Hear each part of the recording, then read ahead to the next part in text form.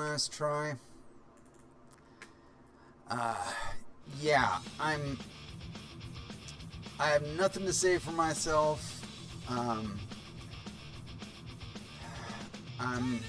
gonna go ahead and post this.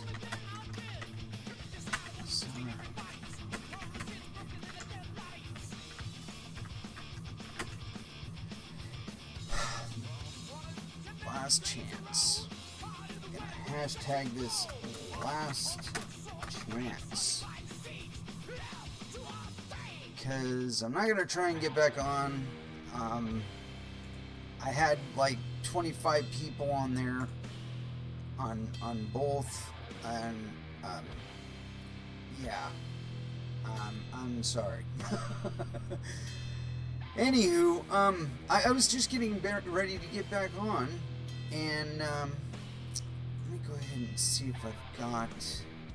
I could have swore I just posted that. Where the hell did it go? Huh. Odd. Here we go. Because I wanted to do this and this. And go here, go there, go bam. And there we go. I wanted to make sure at least the two people that I'm actually connected to have connections with were re-notified that I am back on. Terribly sorry. But I am back. And so we are going to get into an article.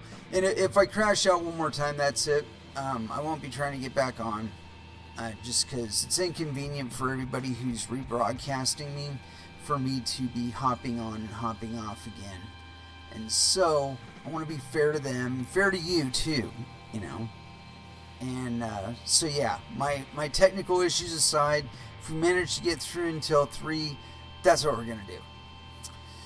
So next thing I got here is on the block.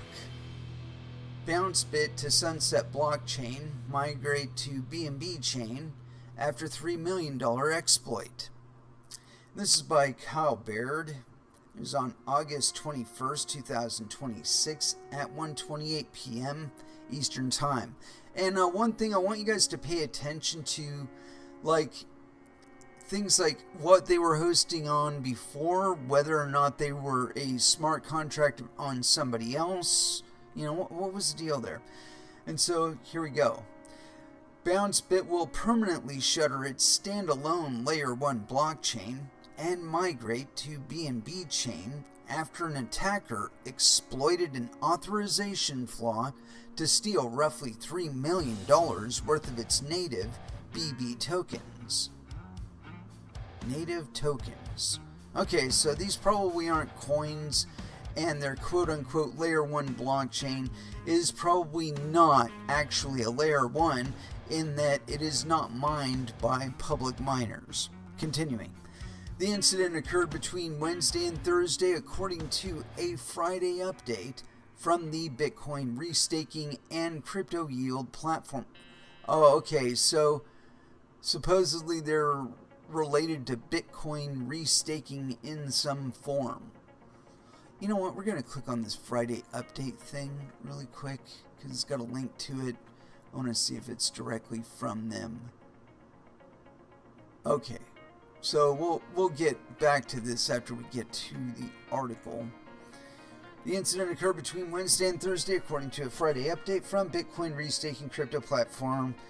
The attacker transferred approximately 286.5 million BB from 9 wallets before block production was eventually halted around 40 minutes later.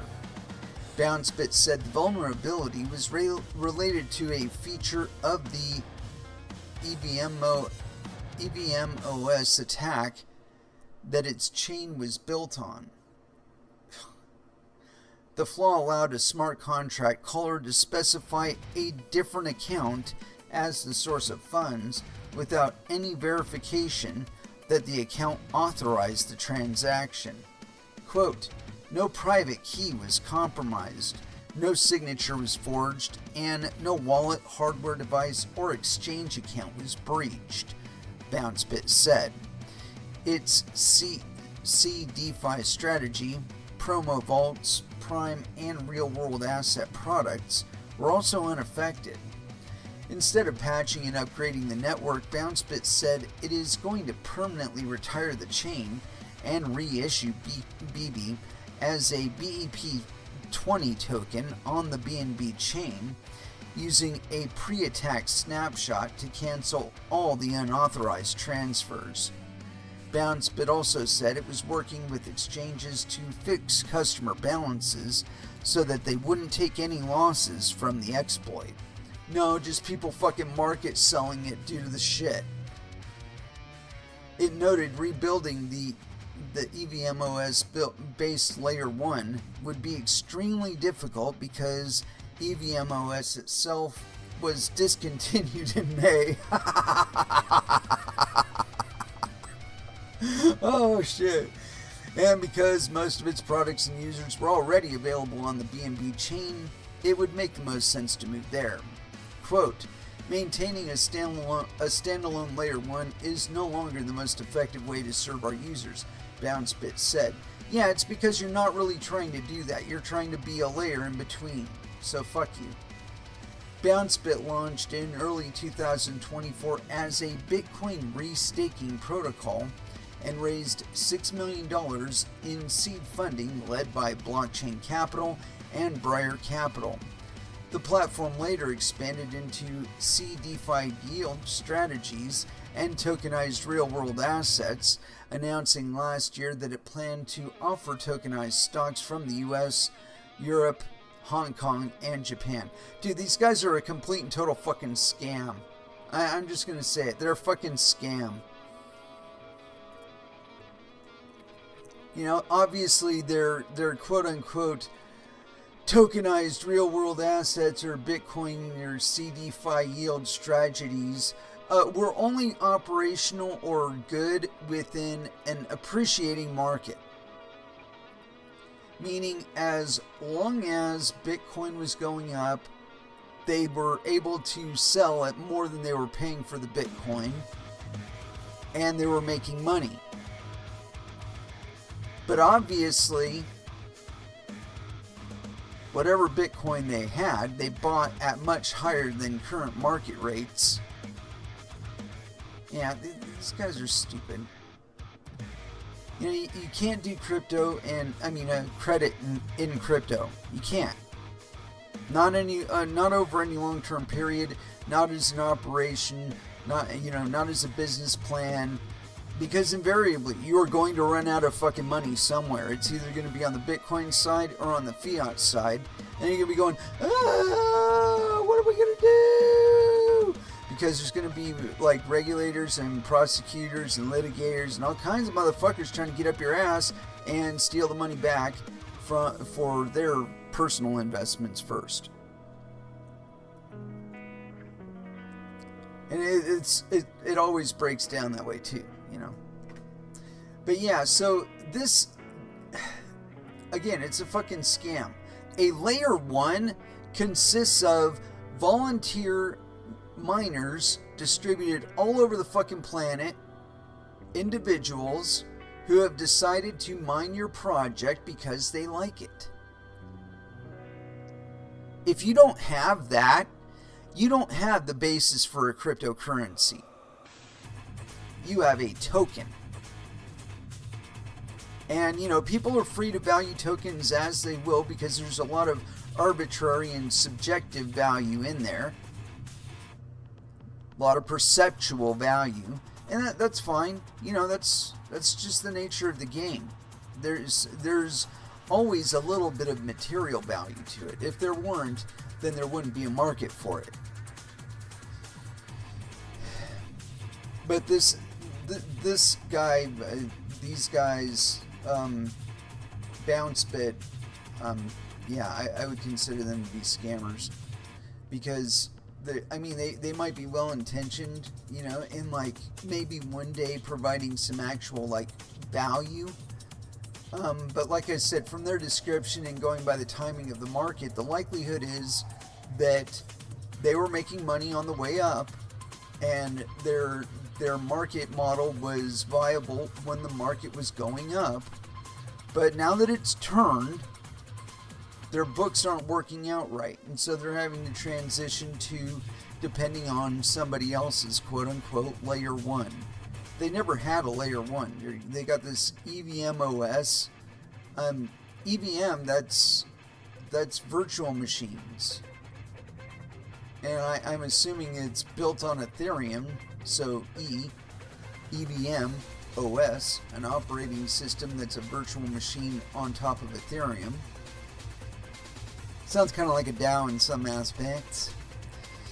But anyway, this is Famunda cheese, and I would not put my money to it because they don't have any real product themselves. They're depending on other people's networks, which means they will continually run into issues due to those dependencies.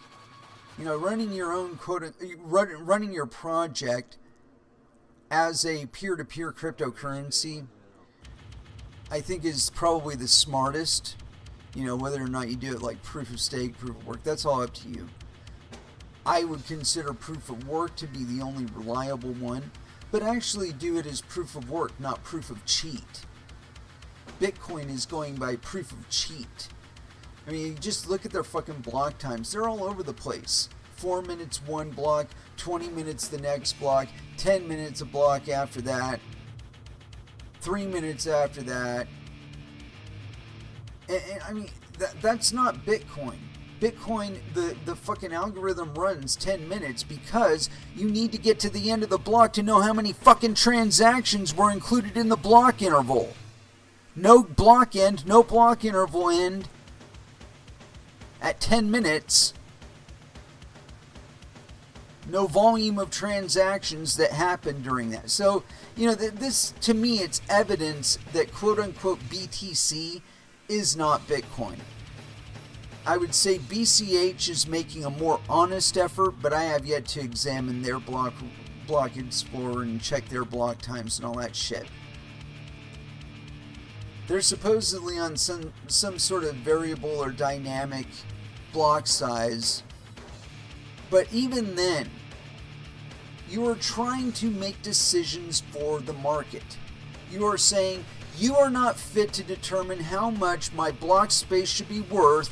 I'm going to throw this weird schema on it that allows me to avoid going by the transaction's actual chronological order and contrive some other means by which I'm qualifying whether or not transactions get included in the block. That's not fucking Bitcoin either. As far as BSV goes, they're the fucking antithesis of Bitcoin. They say to you, oh, we'll get mined by data centers and you'll use us like Visa. And we're only going to allow you to do legal transactions. If we don't like the vendor, or the vendor doesn't have the right code, or blah, blah, blah, whatever, we can decide to not include your transaction in the block. Again, not Bitcoin. Fucking altcoins are more honest than that.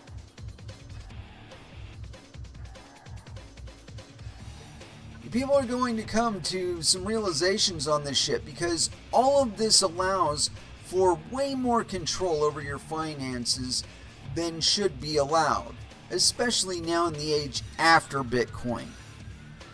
Beforehand, when you didn't have alternatives, okay, I can accept that excuse then. Not now. Not now. And I know this is something that's going to change over time. We're talking about sobering to reality on this episode, and so this is one of those sobering things. We're going to go through that precipitous decline. I'm watching Bitcoin fall off a cliff right now. It was at 77.3 when we started. It's at 76.9 right now. And it's kind of bouncing around, back up to 77 right now, but it's going to go down again. We called that like a month ago. And if not longer. If you go back on my episodes on Rumble, you can probably hear me like 2-3 months ago saying, yeah, Bitcoin's going to go up. It's going to go sideways. And then it's going to pop up to about 75 to 80,000. And then it's going to fall off a fucking cliff. Well, we're in the fall off a fucking cliff, I think.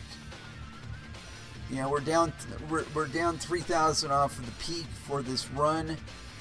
And so, yeah, I think we've seen the top of the mountain. And it's all down, doobie, down from here. I mean, there'll be some little pop-ups here and there, but not a lot of sustain. And because this last spike was so fast, I think we're definitely going to see an equally fast retracement. Or at least faster than a lot of people would have liked. So yeah, don't put your money in shit like BounceBit.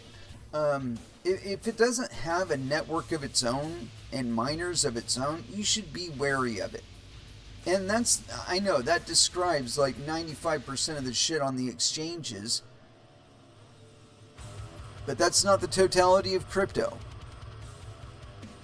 There are plenty of coins out there that have private individuals such as yourself as their network. And if it doesn't exist, you're free to create it. You know, there's a thing I was coming to on this with regard to law, where when you come into a cryptocurrency market and you buy some Ethereum or some Bitcoin or some Litecoin, you should never be under the impression that you are buying shares of a company. Because you are not. And if it's happening on a cryptocurrency exchange, that's doubly so, even if it is supposedly a token representing a stock. You're still not buying a stock, you're buying a token. That is a unit of monetary value that is represented on a blockchain that is mined by somebody else.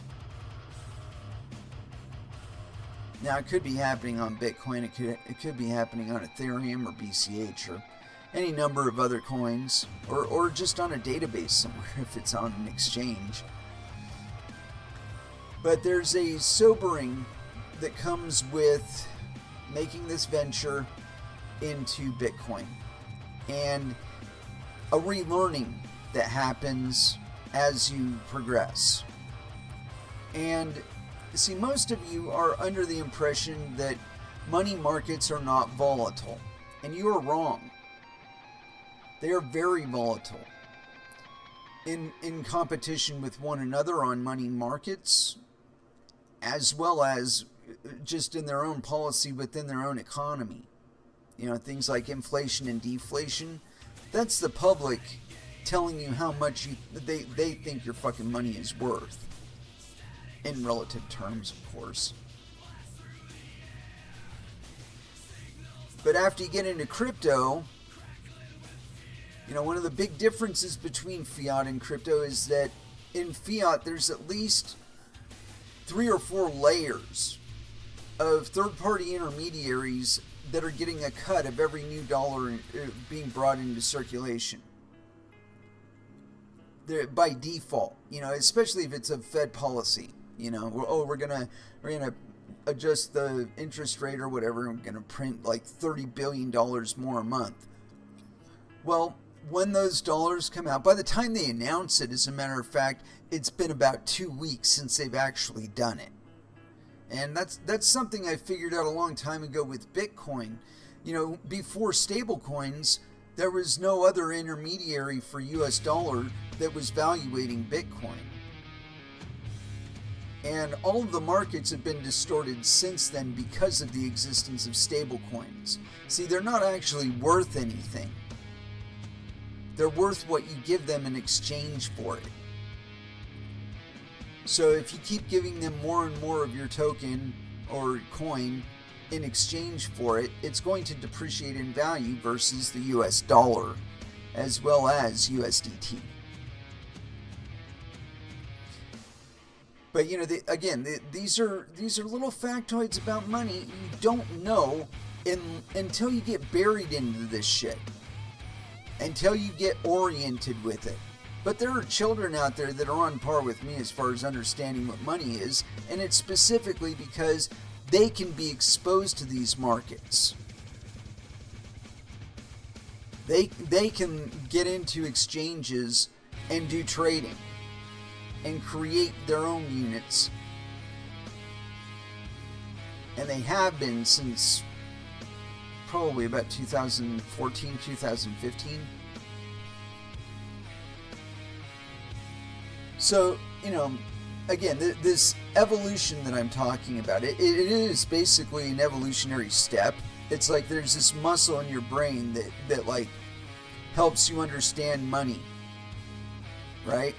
And it's only so developed if you're not the one like determining the value of something. If you're just experiencing it as a consumer, it's, oh, that's what the price is, and I've got this much money and I can buy it. It's not, hey, you know what? It's worth $20 in US dollars, but it's worth 80 cents in Doge. 80 cents to the dollar in Doge. So I'll pay Doge because it's cheaper. See, when you have that option, all of a sudden, it's like you don't just evaluate the world in fiat anymore. Okay? And after a while, your exchange rates that you're determining in your mind, they're not even related to the US dollar. I mean, you might use the US dollar to understand them in reference to one another, in relative terms to one another, but you won't be, the units that you're actually utilizing in your commerce are not US dollars. They'll be like Doge.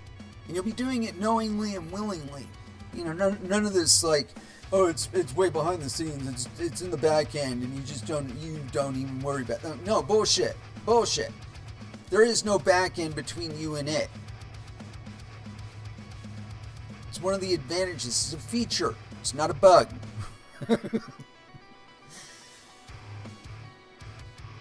And this is where everything is going to go. I mean, you look out there and you look at how your tax dollars are being utilized, and you think to yourself, it's like, what if instead of paying those taxes, I could do my commerce in a unit of currency that is not taxed and doesn't have the inbred taxation that my fiat currency does? What if I could use that instead? Then I could be like bowing out of paying for all that crap. And especially if I'm going to vendors that aren't registered or licensed with anybody, because chances are they're like the source of whatever it is.